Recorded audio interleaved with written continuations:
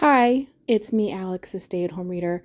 I know I haven't made any videos yet, kind of burnt out doing Vlogmas in December, but I wanted to introduce you to my reading journal for the year. So I'm using this composition notebook, and what I've decided to do is go with like a junk journal style for my reading journal, just to be kind of like messy and creative and playful and colorful. Started with this instead of like resolutions, more of just like an intentions or feelings, of vibes kind of thing for the year. So this is, yeah, like for 2026 as a whole. I want to be cozy. I want to look inward as the world gets more and more chaotic and scary. I thought I was done with this voiceover, but I'm back re-editing to add that by that I don't mean I'm ignoring and trying to find my safe place and protecting myself. I just need to focus on like recentering, like finding my moments of happiness so that I don't go completely crazy and cry 24/7.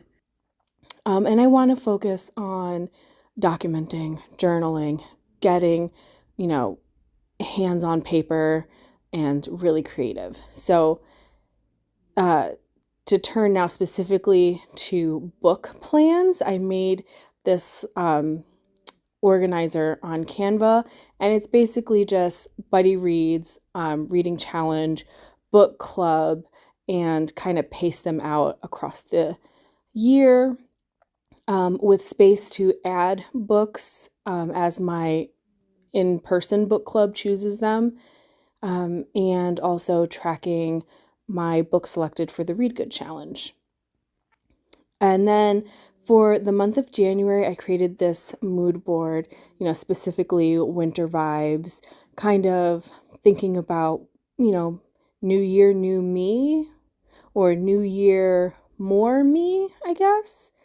And then my library had this year-long reading challenge, and I love how it was printed out like a composition notebook, so I had to grab that and tuck it in using a library bookmark as a little tuck spot. So yeah, this is a sort of memory keeping style, like junk journal layout. That's a receipt from a book order that I used a Barnes Noble gift card from. There's also the takeout menu from the restaurant where my book club had met to discuss our December read, but in January because of the holiday schedule. There's also cutouts from the Book Page magazine that I picked up from my library. And there's a photo of a book haul from my local used bookstore, as well as a sticker with the used bookstore's name on it. Those were new and at the register, and I couldn't pass it up. And then the last like major thing on there is a screenshot of Nicole's thumbnail, because this year I will be hosting her members book club with her. So I wanted to get that journaled. So now we move on to the books I've read in the month, and I wanted to do this in the form of mood boards. So here's the first book I finished in the month, which was Stoner. And that I made a photo collage and just printed out all in one. But then for Sandwich, what I did was printed out individual images and like physically collaged it on the page.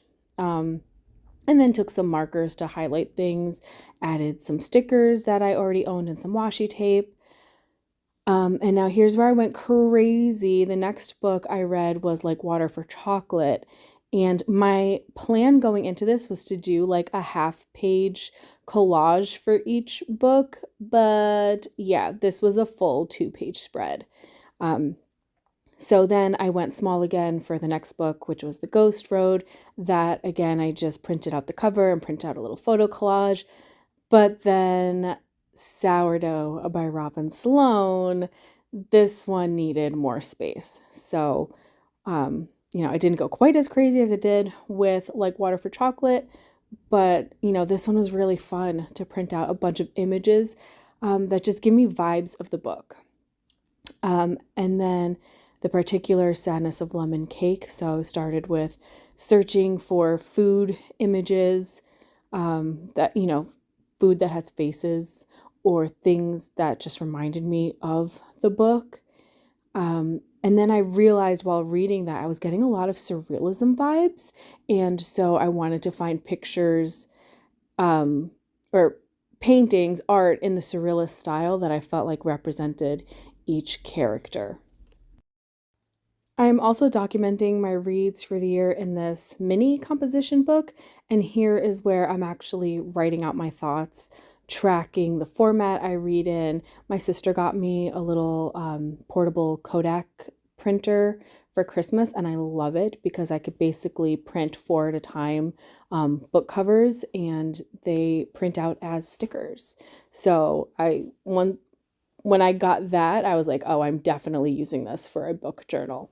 So yeah, here's just the cover, rating, then I highlight it based on I highlight the title, author, rating based on the format I read in, and just give my thoughts. Kind of reviews, more reflections.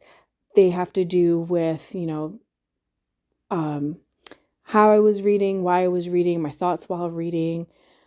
Not very detailed because it's just for me. And then I am also going in and adding on Storygraph, not keeping track of like as I'm currently reading, but when I finish a book, I add it in here, and then I add it to my Storygraph reads. Try to do my best at estimating the dates so I have an accurate tracker of how long it takes me to read a book. Not that that matters, but I didn't want the stress of seeing a currently reading book, under the currently reading header on Storygraph, seeing a book just sit there forever. And yes, getting stressed about it because sometimes there are things that you just want to like dip in and out of. So yeah, here's me adding, I had finished reading The Death of Ivan Ilyich and needed to add it into my little notebook. So far, this method of tracking my reads is really working for me. It's simple and it's also fun.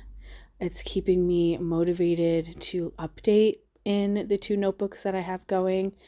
And so I'm hoping I can keep up with it for the rest of the year, but that's all I have for you for now. And I hope to be back soon with another video.